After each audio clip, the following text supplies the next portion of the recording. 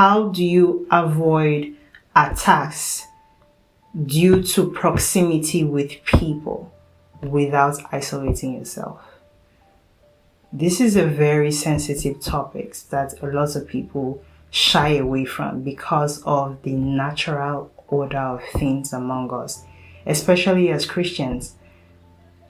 It's natural for us to exist in communities, to exist in bonding structures, to be nice to people, to be accommodating to people. That is always the precedent set for us.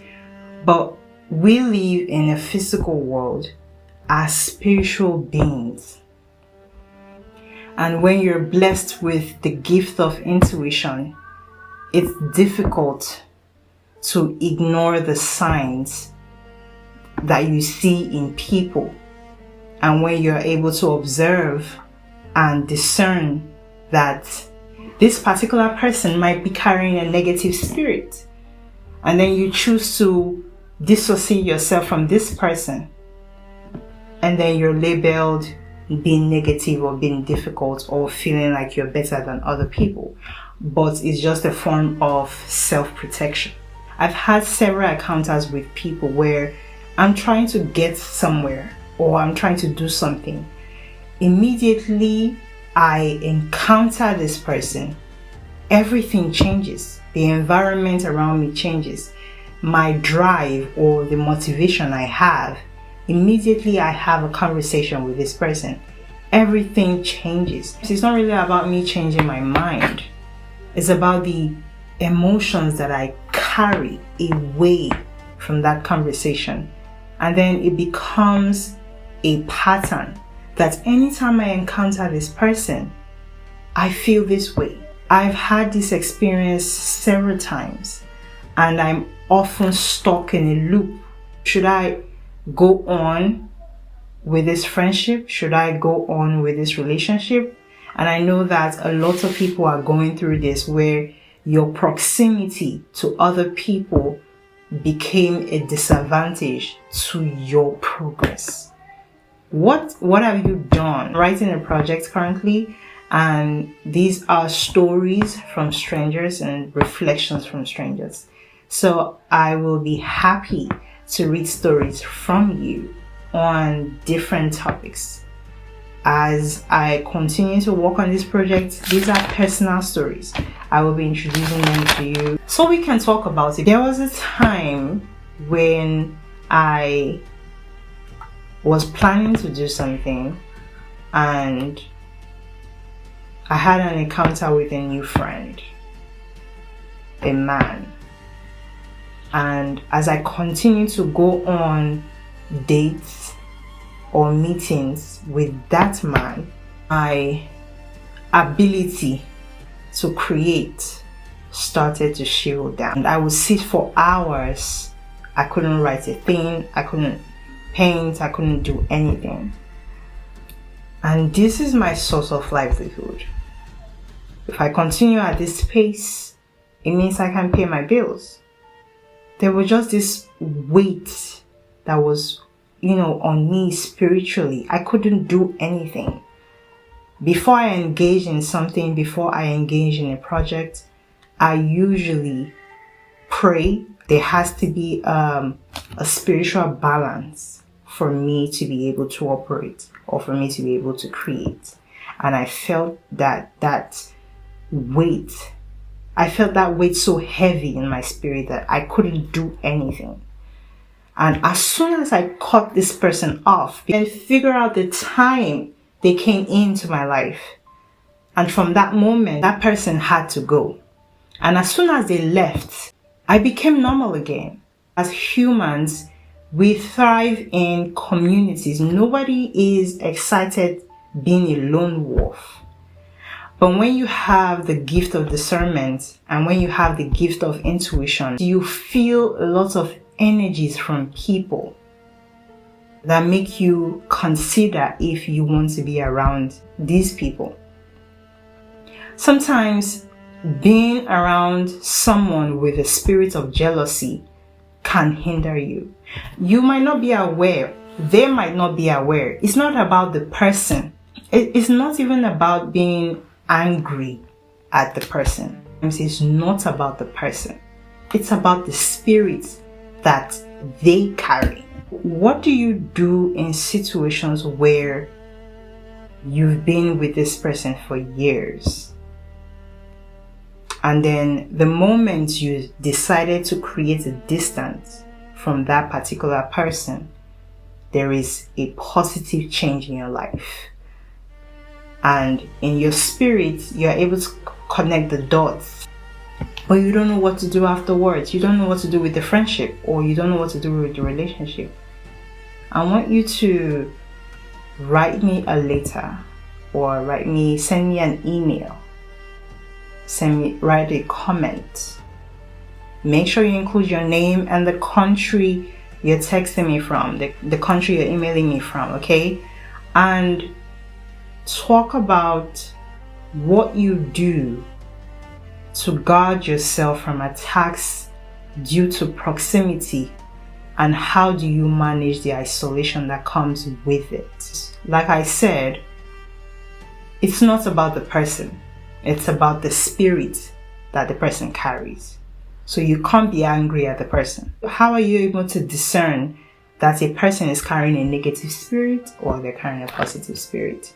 And how, to create your boundaries. How do you create boundaries without isolation? How do you use your discernment and intuition in cases like this to figure out or to filter out?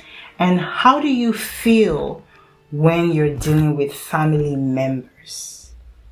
Okay, what is your response? What have you learned so far from cutting off proximity and setting boundaries for yourself?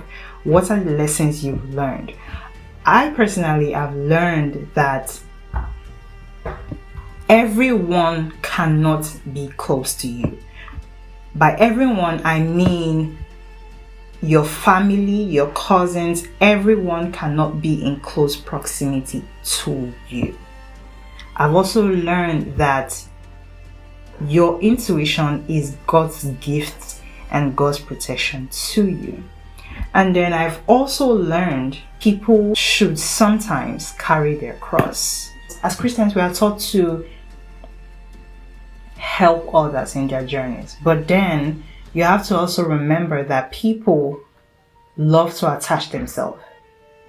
People would commit a crime and implicate you. And then you suffer the implications of a crime that you know nothing about.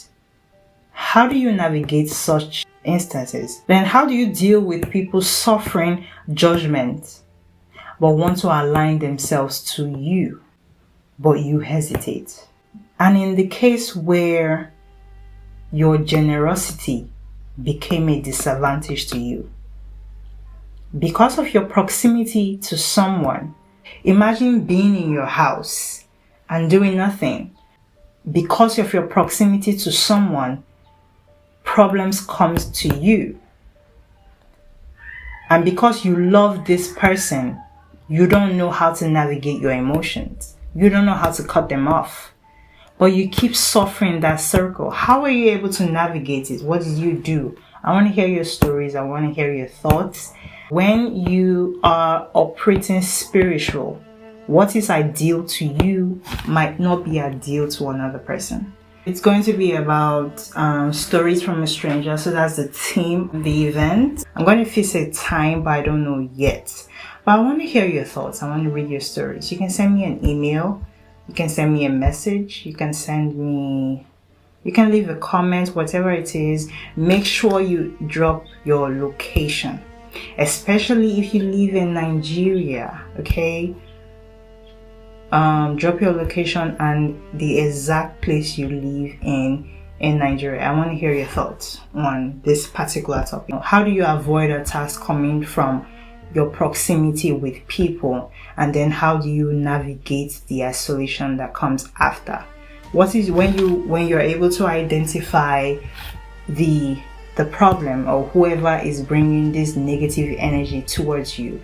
How and what did you do to create boundaries with you and that person, and how has your life been since when you created the boundary? Is it something that you do? Is it something that comes easy to you? Is it something that you feel guilt, or you feel sadness or loss of, cutting off someone because of the negative energies and the bad omen that they bring to you? What is your emotions? How do you feel? I hope this is something that is continuous, and I want us to hold each other accountable on life choices. A lot of people might think that people do not gain knowledge and guidance through these stories. Most of the decisions I've made, most of the successes I've had, the ideas and ideology I've used to navigate some problems in my life were based on people's stories. And I'm a master of learning how to navigate a problem or solve a problem from someone else's problem, rather than having the problem and then having to solve it. Do you understand? So I embrace storytelling, and that's why I want to create an event where people can come in, write their stories, and then tell it in whatever medium that they choose to. So subsequently, I will be bringing in topics that we would be engaging in, and we'll be writing to ourselves.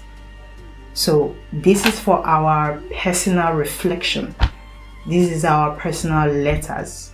Like I said, you don't have to include your name, but include your country.